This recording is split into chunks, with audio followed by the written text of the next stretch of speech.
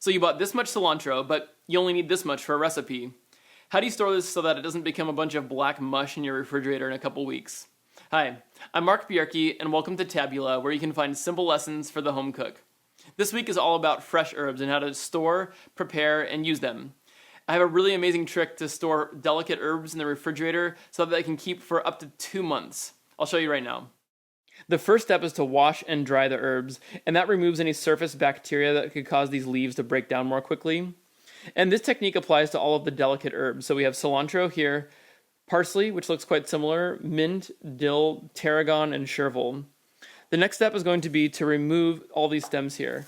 And what I've done is cut them off, and I've made a new pathway, a new channel for them to be able to drink up some water.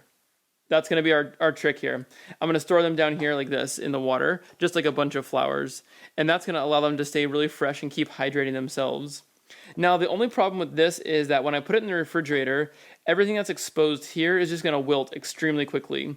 The fridge has an incredible power to dry out things. So we're going to combat that by taking a Ziploc bag and then just covering it up.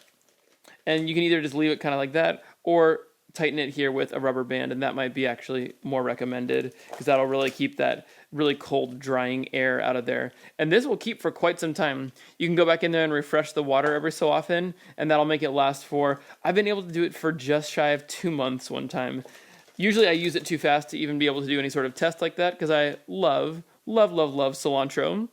But this could also be a mason jar. If you have something that's large enough to fit, you can fit the entire thing down in here like this, and then you could cover it with the lid that it comes with.